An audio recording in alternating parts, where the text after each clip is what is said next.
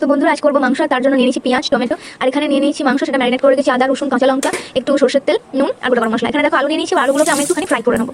তো তেল গরম হচ্ছে, আলুগুলোকে ফ্রাই করে নিচ্ছি। আলুগুলো খুব ভালো করে তোমাদেরকে ফ্রাই করতে হবে, যত ভালো করে ফ্রাই করবে যত আলুটা ভালো ভাজা হবে তত বেশি টেস্টি হবে।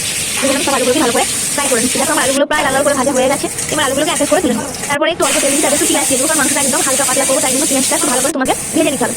আমি একটু নুন দিয়ে দিয়েছি, তাহলে পেঁয়াজটা একদম নরম হয়ে যায়, ভালো ফ্রাই হয়। এবার এই যে ম্যারিনেটেড মাংসটা 1 ঘন্টা ম্যারিনেট করেছিলাম, সেটাই পেঁয়াজের মধ্যে দিয়ে ভালো করে মাংসটাকে কষাতে হবে। যত বেশি মাংসটা কষাবে তত ভালো হবে। তো মাংসটাকে এবার ভালো করে আমরা কষিয়ে নেবো, তার জন্য অবশ্যই কিন্তু ঢাকা দিয়ে কষাবো, কারণ ঢাকা দিয়ে কষালে মাংসটা থেকে যে জল ছাড়বে সেটা অনেক বেশি ভালো হবে। তো দেখতে পাচ্ছ মাংসটা থেকে প্রচুর জল ছেড়েছে। এবার দিয়ে দেবো হলুদ, একটু ধনে গুঁড়ো, আর তারপরে দিয়ে দেবো জিরে গুঁড়ো। তো তোমরা জিরে গুঁড়োটা একটু বেশি ব্যবহার করতে পারো, খুব ভালো হবে কিন্তু।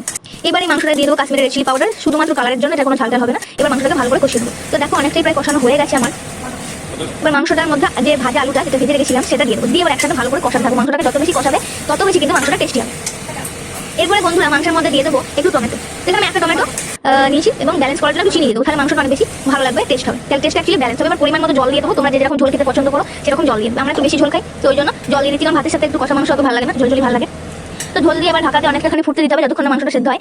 তো দেখো মাংসটা প্রায় সেদ্ধ হয়েই গেছে, কালারটা খুব সুন্দর এসেছে। ধনেপাতা গরম মশলা দেওয়ার কোনো প্রয়োজন নেই, মাংসটা এমনি খুবই খেতে টেস্টি হয়। ওগুলো না দিলেও চলবে, আবার তোমরা দিতে পারো যার যেরকম ইচ্ছা। তো তোমরা বাড়িতে ট্রাই করে দেখো।